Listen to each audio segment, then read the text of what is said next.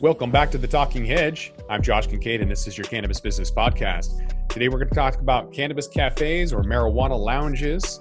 There's an Italian chef who was arrested on suspicion of dealing with cannabis, and yet he was only testing new flavors. We're going to dive into that article, but first, on the line with us is Dan Kimmis, our CBD correspondent with Good CBD Products. Whoa. Hey, good morning, Chronic. How are you today? I'm good. So there was an Italian chef who was recently arrested for dealing cannabis. He was a well-known Sicilian chef who was arrested with drugs at his home, but justified the presence by saying that he was looking for new flavors for contemporary cuisine. Officers found two 2-meter high plants, so 2 6-foot-tall plants, and 500 grams of Indian hemp. And they also found cannabis-flavored wine, olives, coffee, and tuna. So he's been released pending trial and was told that he was an agro-food consultant for Third Millennium Cuisine, researching new flavors. So it's pretty funny. It's kind of gone mainstream using cannabis in regular cuisine, and it looks like he kind of is going to try to fight this, might even possibly get off. Times are changing, right? I can remember when, a trace of anything meant you were going down, homie, and now cannabis, infused tuna, I'm so in. I want a sandwich. Well, you're going to need to know a few things before you eat an infused tuna sandwich. So with this article, we're going to talk about 8 things you need to know before eating at America's first cannabis cafe. So West Hollywood is one of the bills that, as a committee member to overturn the felony in Washington state on cannabis consumption, we did review West Hollywood's bill. Very liberal.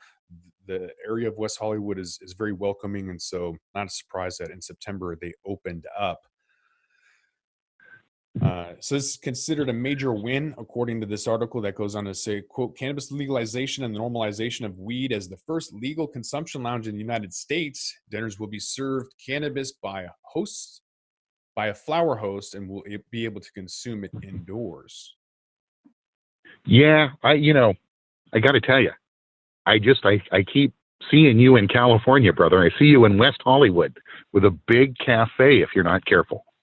Yeah, there's some infused coffee places down there in LA that have opened up, but nothing like this. So this will be the first because it's been exempt from the Clean Indoor Air Act.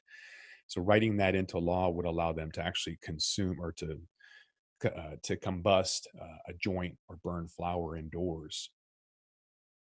So it's separated into 4 parts. There's a lounge, a garden, a cafe, and then the parking lot. All 4 spaces allow diners to indulge in food, non-alcoholic beverages, beer, and wine.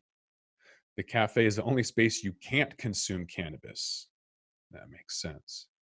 So the lounge allows for smoking, vaping, and edibles. The co-founder and CEO says that for us, this is the real end of prohibition.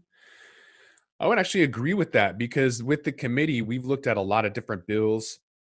We've thrown, 8 different states at it, from Alaska, California, West Hollywood, Illinois, Massachusetts, Las Vegas. We looked at an old Washington bill, Colorado. So Denver's had some pilot projects. So we made a bill that was about 50 pages, whittled it down to about 10, and we'll be submitting that. So there's going to be some more pages added, but that just got submitted.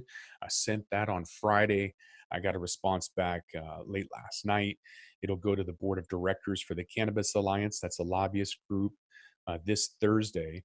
So I've notified 2 of the board members that are on the committee to overturn the felony in Washington state that doesn't allow to maintain and operate a, quote, marijuana lounge. So it's an ongoing issue. There's a lot of states that want to do it, and I believe it's the window to the soul of the community. Really allows people to interact, to see it, to normalize it, and generate some revenue. When I'm down in California, one of the things I'm going to do, I'm going to go, in first person, right? So I'm looking forward to it. Likewise, there's a lot of opportunities. We had to really streamline the bill. I know a lot of other places like Vegas have had to redo their bill. They were going to allow alcohol, for example. We wanted to allow tourism, special event licenses, but that's just going to be a separate bill, really just kind of keeping this streamlined to allow it to pass or give it the highest odds of passing the bill. We do have House reps that are willing to sponsor it, as well as senators. So as soon as we get this edited and approved by the board of directors with the lobbying group, we can kind of move forward. But ultimately, if we can get some of these tier 1, tier 2 smaller growers into a facility so where they can provide samples, that would be huge. Being able to advertise in a club would be a different opportunity for some that don't allow it otherwise. So if we can, serve some regular food, then that's a way to generate revenue. Whereas in Oregon, they can't make food, so it's really hard to make money with that model down there, the private club model. That's why we want to open this up beyond just a private club, so they can make food and try to create the best opportunity for small businesses, as well as let medical patients in there, and then have some kind of social equity program built into it. So there's a lot of moving parts, but ultimately we'll be able to open up a cafe here in Washington. Just gonna have to wait and find out. So with that, we're gonna roll this one up. I'm Josh Kincaid. This is the Talking Hedge. Don't forget to like, share, and subscribe, or don't, and I'm out.